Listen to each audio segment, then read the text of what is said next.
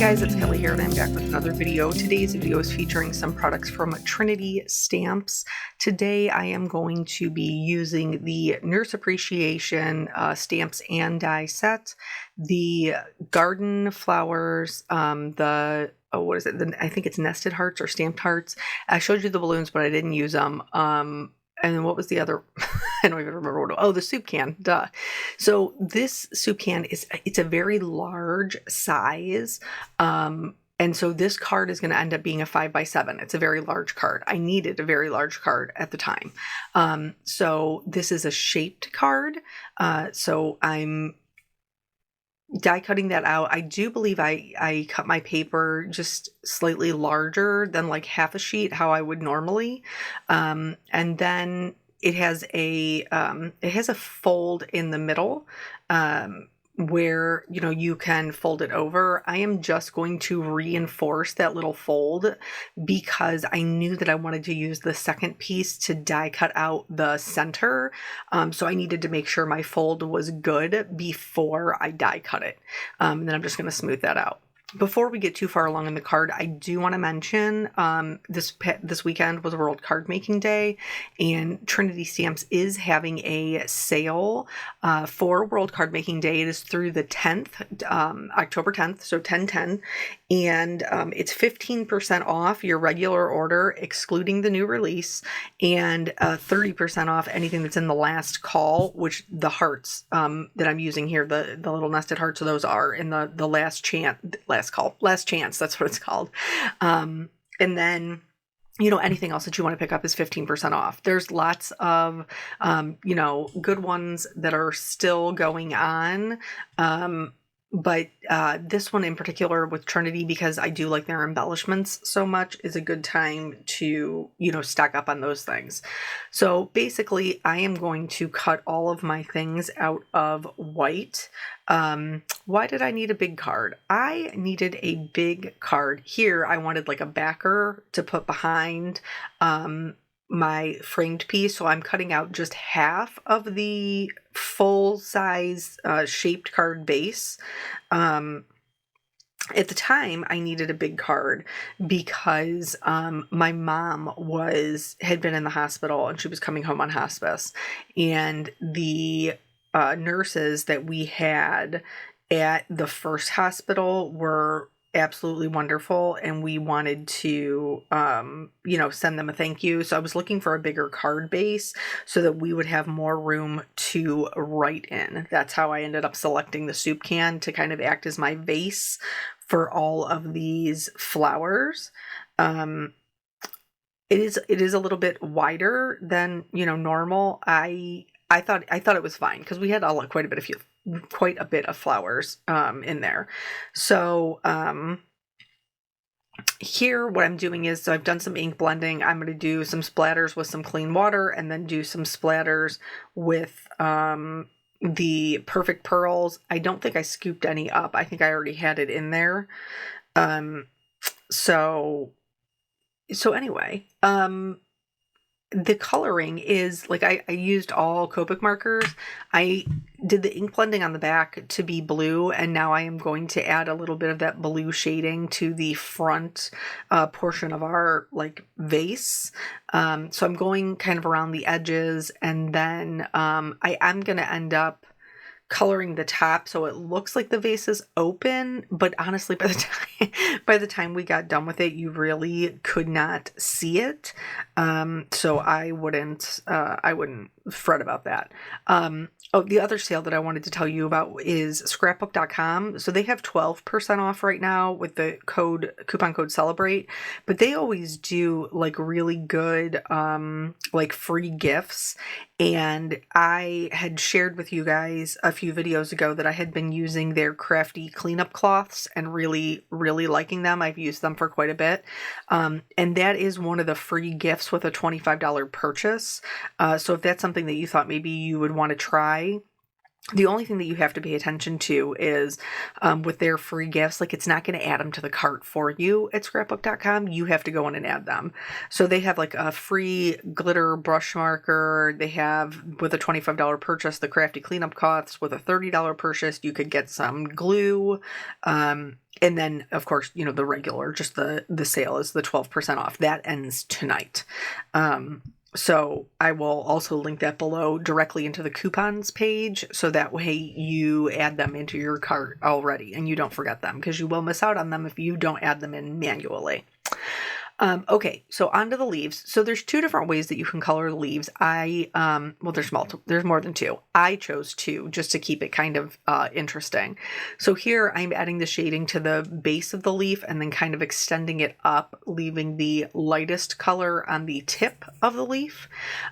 If you're like, Kelly, I'm not really comfortable with flicking and color blending and all of that, that's totally fine. This other way is going to be for you. So with this way, basically, we are just picking one side to make darker and filling that in with our darkest color. Mine was like maybe like a little bit splotchy. So I did go over it with the like a mid-tone. And then for the other side, I'm just going to fill it in with my lightest color. And this is a great way to put color on your leaves without having to do any of the like blending or flicking that you traditionally see, and still get color on there. For these leaves, because they do have all those notches, we're going to add shading to kind of play up those notches. And so we're going to do these like long triangles in towards the center of the leaf. And then from the middle, we're going to fill in that space in between. And eventually, as we're going through, you know, working from our darkest color out to our lightest, those colors will touch each other.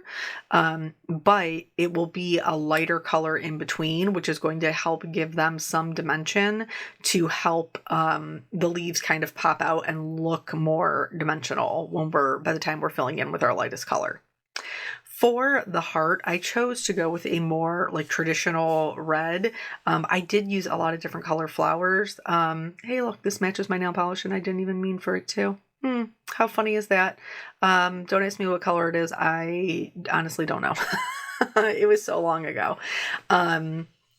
So anyway, I chose to go with the traditional red, and I'm trying to color it in a way that is going to help it be more dimensional. But to be honest, by the time that we got to the end of the card here, you really can't see the heart. We could have just colored it solid red, to be quite honest. But if you need to know how to color a dimensional heart, here it is.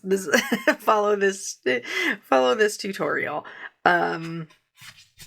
So today, sadly, it still feels like summer here in Ohio. Like it was really, really cold start to the summer, but it seems like summer is like really sticking around, which I love. No complaints out of me. So today we closed the pool in 82-degree weather. Just for reference, normally we close the pool in rain and freezing cold. Like it's so cold our fingers are numb by the time we are done closing the pool. And today, not at all. I was sweating out there. So yeah, we did close our pool, so that fun part of summer is all done now. But the kids are still doing their things. Little Jelly Bean is still in swim classes, and she keeps moving up as she gets more and more independent, which is great. And then my peanut butter, he was doing guitar lessons over the summer with a program where you have to do a show. So he actually had 2 performances. He had them last weekend and the weekend before. So it was really nice to be able to go and see him play. I don't know what else to compare it to, because I only know, so like ours, like downtown Cleveland, you know, because it has more areas of, like commercial, like retail establishments, the parking is a nightmare. Well, the city that he was playing in at the first one, also the parking is a nightmare. So, like, my poor husband had to drop me and our daughter off at the door and then, like, totally hoof it. Like, he had to park in a neighborhood.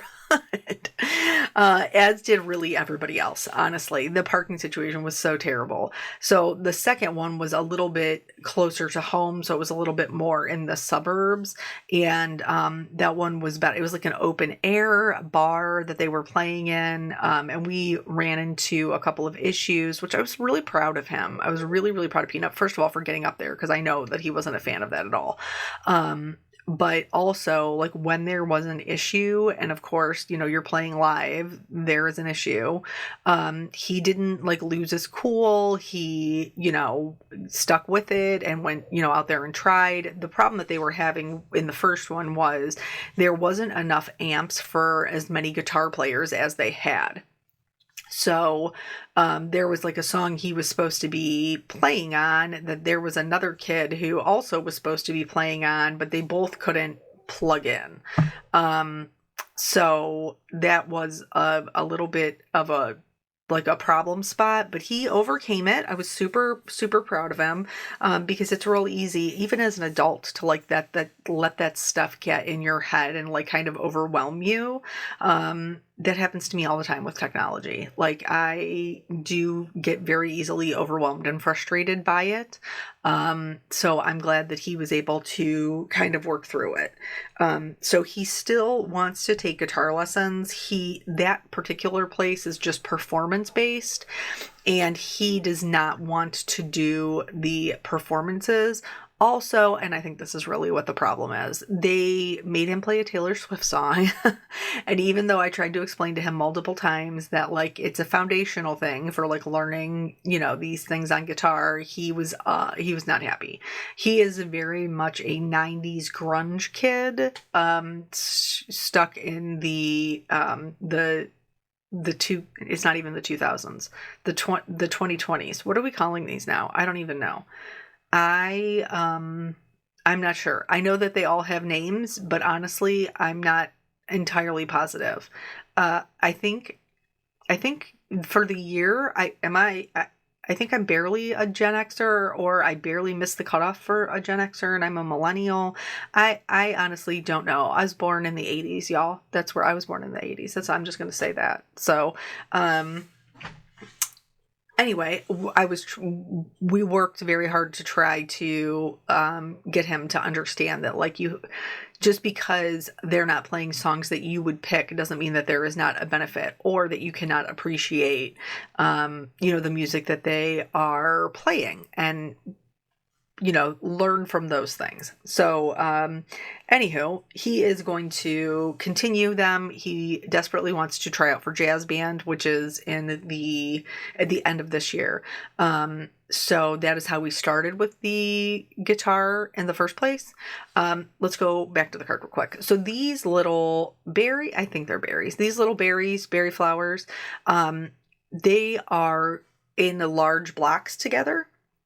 And so in order to break that up, it doesn't matter which one is on top. Just pick one or the other, and then whichever one you want to be below, add the darker shading to. Like, see the one that has the 3? Those two have the darker shading, which elevates that lighter one to the top. So there isn't a right or a wrong way to do it, but if you want them to look dimensional, you have to add darkness to one or the other of them, to help push the other one upward to be a bit lighter, and then they'll look more dimensional. So yeah, we're heading into fall. We're into school. We've already had 2 days, though, that he has been off. We have gotten Halloween costumes, so we're all set for that. I don't know. I bought the things to, like, braid the purple into my little jelly bean's hair, but honestly, I'm not 100% how I'm going to do that.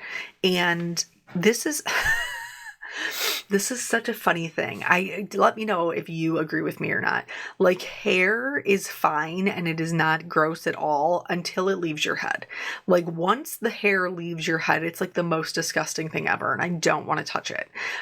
So like the synthetic hair that we purchased, it doesn't feel nice, first of all, because it's just like cheap little, what do they call them? Like when you go to a football game or whatever, and you can put like your school colors, so you can put red in your hair or blue in your hair or whatever, and it's just like the strand. So it doesn't feel nice because it's cheap, but it also sheds a lot. So like as I'm trying to like keep it so that it's not tangled and work with her hair, like it's just shedding and it's giving me the heebie-jeebies. I don't like it. I don't like it at all. Back to the card. So here, these are all of the centers for the flowers. So I'm treating all of them just a little bit differently. The one for the star shape, I'm doing those bigger triangles. The one that has more of a flower shape, I am doing probably about the same size triangles. And then this littler one, we have a lot more thin triangles. The other ones really just have like a couple of dots in them. And then the smallest ones, I just added a little bit of dark around the outside edge, and then it'll get lighter as it goes into the middle. So I chose to color all of these the same color. Just, you guys know if you watch my channel that I feel like repeating colors helps things to be, to look nicer, to not look as busy. And I do have a lot of flowers going on in this particular card. So I do want to make sure that, I'm not making it so that it's too much to look at, because it's a bigger card for me. I know there's I think, in Europe, I think 5x7s are much more common. Tell me what kind of size card that you typically make. I'm an A2 normally, so 4¼ by 5½. But every once in a while, you do have a need for a little bit of a larger card. So in this, the Garden Florals dies, there's also these little butterflies. And so the bottom wings stack on top. So I'm going to do the coloring. I'm using those same yellows to, again, have that cohesion, and repeat those same colors. So I'm doing this on the bottom layer, and then the other one I'm going to do like a teal-ish color, kind of like matching almost like the background of the soup can, which is really darling. I don't know if you've seen them or not. The soup can is really, really cute. At the time that they released it, they did like a little an alphabet soup, at the time. I only ended up I thought I was going to use 2 of the butterflies, but I actually only ended up using the smaller of the butterflies, but I colored them exactly the same.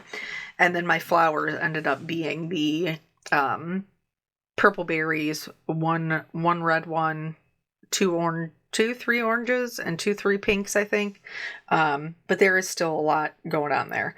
And then the body I just did in the darkest kind of teal color for both of the butterflies. One has an antenna and one does not. Now we're going to put them all together. This is super easy. This was back when I had glue for my for my precision glue gun, the glue press. I still had glue. I really need to buy. Maybe I should go in there and see, because there's a lot of sales this weekend. Maybe I should go in there and see if I can get it on sale, because you guys know that I'm cheap. So that might be something to look into picking up. But basically, these stack onto the stems, and then there's maybe, like 2 or 3 other berries that you can stack on top of those as well, so that they have that extra bit of dimension. And then I think outside of gluing like the centers into the flowers, that was really all that there was to put together. Oh, obviously the butterflies, but we just talked about that. So then the bottom leaves, and then the actual body. But then from there, I had so much video footage, you guys. I had a ton of video footage because I kept messing around with the like the composition and how I wanted everything to look. I was struggling to find something that I was going to be happy with. Because I recognize that this is different for me. And like I frequently tell my children, when you're doing something outside of your comfort zone, like you have to give yourself grace, especially for the first time that you're doing it or second time, because you're learning. And so for me, because I typically don't do cards this big, I did have to take my time and really, make sure I was happy with the layout of things before I started gluing. You could absolutely use the press and seal hinge method for this. I am not going to do that. I'm not going to do that. I almost never do that, honestly. So I put glue on the back of my flower. And here I had a stray stem. So I put glue on the back of my flower, and then I'm going to smush that down. And then I will put glue, I think on the back of the butterfly and maybe on the back of another flower. And then that way I can start to pick it up as like a larger piece. And then I'll just keep putting glue on it and picking up another piece and so on and so forth. This sometimes does fail me. This method is not foolproof, as you will see. Like I'm picking it up and it's one piece and it's wonderful and I'm gonna be able to glue it all together. But then when I go to actually pick it up to glue it all together, one of the pieces just straight falls off. It just straight falls off. So the press and seal method is probably better than this see, there it is. Bye. Than this particular method, but 9 times out of 10 this works, so I just keep doing it. So here again, I want to make sure like that I'm covering up that top portion of the can, so it looks like so it looks like a vase and it doesn't look like a can. I keep calling it a can because that's what it was intended to be, but you get what I'm saying. And then I'm able to kind of tuck those things in there, and then tuck in some more leaves. Now, if you don't like being able to see these things on the inside of the card, like you don't want anybody to see the backs of your flowers all colored up, you could absolutely cut another one and glue it on as a backer. I decided that I was going to put some vellum down so that it would kind of soften the background. Honestly, if I had to do this all over again, I do not know if I would put the vellum on. I mean, it maybe adds just a little bit of something, but since I ended up doing my sentiment in vellum as well, this might have been a step that I didn't need to take. But what's done is done. So there, I'm here, that's where you see me like lining everything up. I'm trying to make sure that where I put my flowers, it's still going to fit into a 5x7 envelope, because I can't have them too tall and then they won't be fitting, because at the end of the day, I think this card ended up being like it's pretty close to 5, because I have all the flowers kind of sticking out. So it's a pretty close to a 5x7. The 7 for sure. The 5, I might have just a little bit of wiggle room in between. So anywho, I'm going to go ahead and glue this heart down. Now, this was a little bit of a snafu. So originally I glued my heart down, and then I did the sentiment. I heat embossed it on vellum, which you're going to see here in just a few minutes. So I really like the heart. I did glue it a little bit down lower because the flowers are going to come down so far. And with the intention of putting my sentiment right over top of that heart. So here is where I'm adding all of the glue to the flowers, and then I will go ahead and glue those down. And this, it in itself is very cute, like the little heart on the vase with the flower. Like I totally could have left it like that and done, a little bit of a different sentiment. But I really liked the sentiment. And again, at the time, I really needed a card to say thank you to my mom's nurses. So this one was very fitting because it says nurses like you are precious and few, which is very true. Oh, look at that. I rhymed and I didn't even mean to. Look at me. I am spectacular. Oh, Lord. All right. And cheesy. So here I'm treating my vellum with my anti-static tool. I am inking this up with a white pigment ink. I am going to stamp this down lightly, very lightly, not a CPR method, very gently, because we don't want to smush out our ink. So it's better to do lighter layers and build up that opacity versus like really smushing it down. And then I am going to use some white to detail embossing powder. So some tips for embossing on vellum: you make sure you're preheating before you bring it to your vellum. Also make sure you're using a heavyweight vellum, so that way it's not as likely to curl up on you. And then I'm going to use the dies to cut out this sentiment. So originally I was like, okay, I'm going to do the sentiment right down on top of here. Now I am adding all of the glue behind the letters because it's vellum. You're going to be able to see the adhesive if you don't hide it behind something. So I am going to hide it behind the actual embossing. And then I put that down and I found that it was a little bit difficult to read. I'm trying to tuck it underneath my leaves there. So I found that it was a little bit difficult to read. So what I did was I tried going in with my marker and coloring the top of it. And alcohol markers will color heat embossing. They just will. And so what I found was that when I tried to go back and clean it up, I had turned it pink, which was not what I wanted at all. So my second take is I'm marking it with a pencil on the vellum. And then what I'm going to do is I'm going to flip it over and I'm going to color the back side instead of the front where all the heat embossing is. I'm going to color the back side. So I want you to like remember what that looks like and how difficult it was to see through it.